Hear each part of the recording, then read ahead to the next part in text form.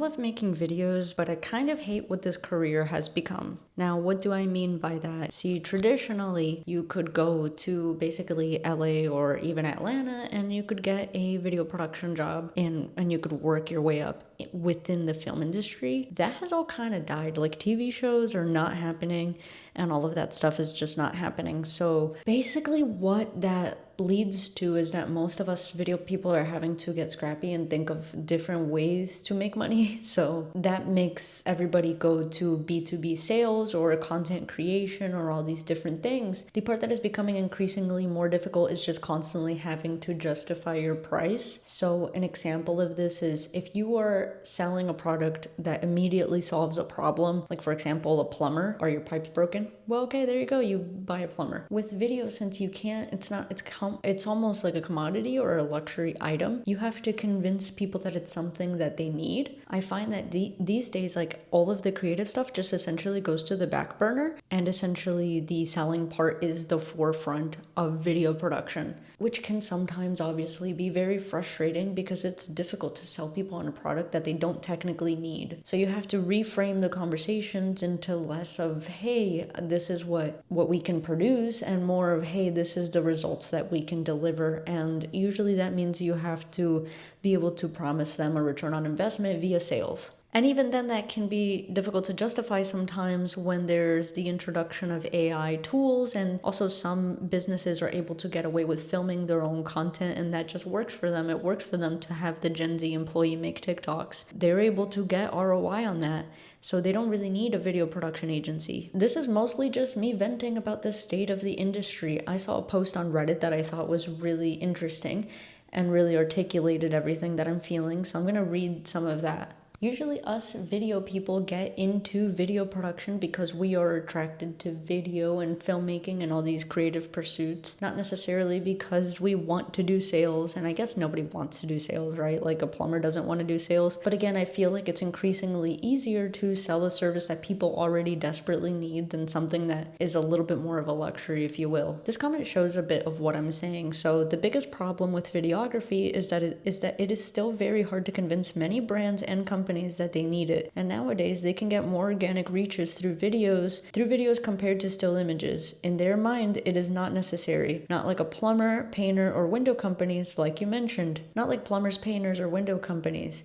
Therefore, many times doesn't feel like you need to convince customers, but more are forced selling yourself, which can be very exhausting and disappointing. So that basically sums up what I'm trying to describe, is it can really feel exhausting sometimes. And I know this, if there's any clients watching this, this has nothing to do with you guys. This is more of like a frustration with the state of the industry in general, because the industry has gotten so compressed. Another thing that a lot of us video people had a lot of different options when it came to TV shows and that sort of thing. TV shows, broadcast, social media, and a bunch of different sectors, right? So everybody was spread out doing different things. So it didn't feel as much of like, oh, everybody's trying to kind of scrabble for the peanuts. You know what I mean?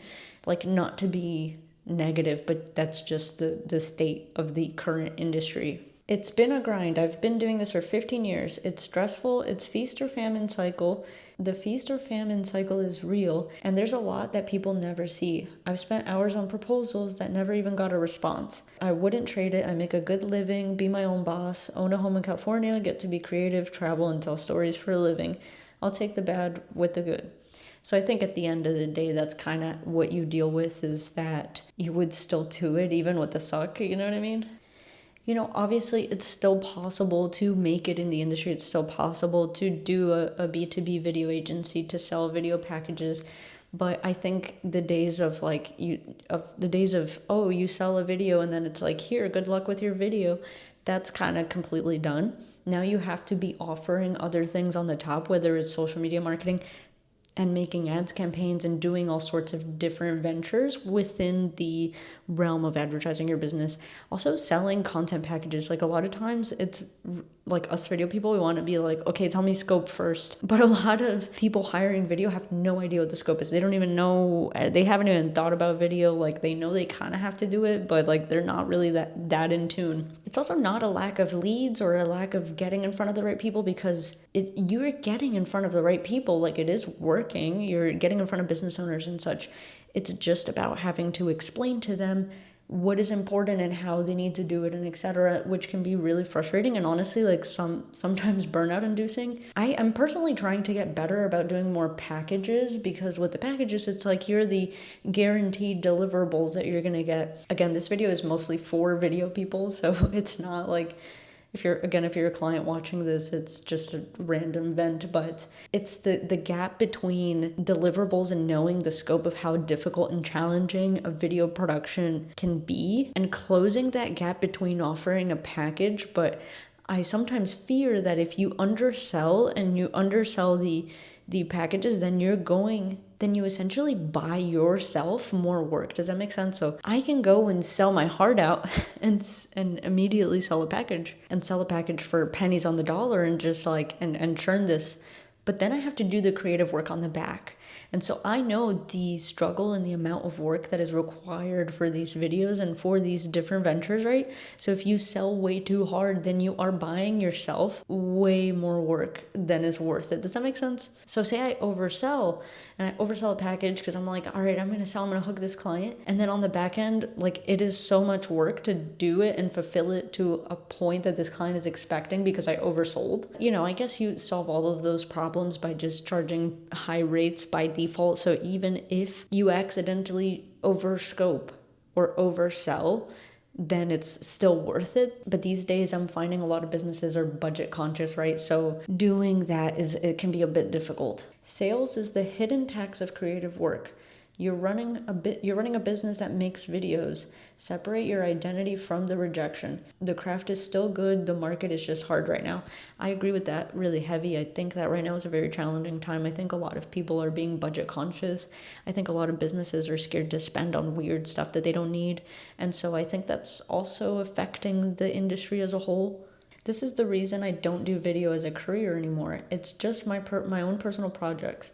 It's way more fun that way. It is possible to do video as a career without burnout. I know some agency owners with really good systems. You just need to work more as an agency and having people find clients finding clients, writing proposals, negotiating, etc. But of course that's hard to do, and to get a team that leave without tons of clients and or higher paying clients. I know where you are at, best of luck. That's another thing too, is when you are trying to do all of the aspects of the agency, it's so much harder. And it's just about closing that gap between, okay, I'm like the creative, but I'm also the editor, but I'm also this, and trying to outsource some things where you can.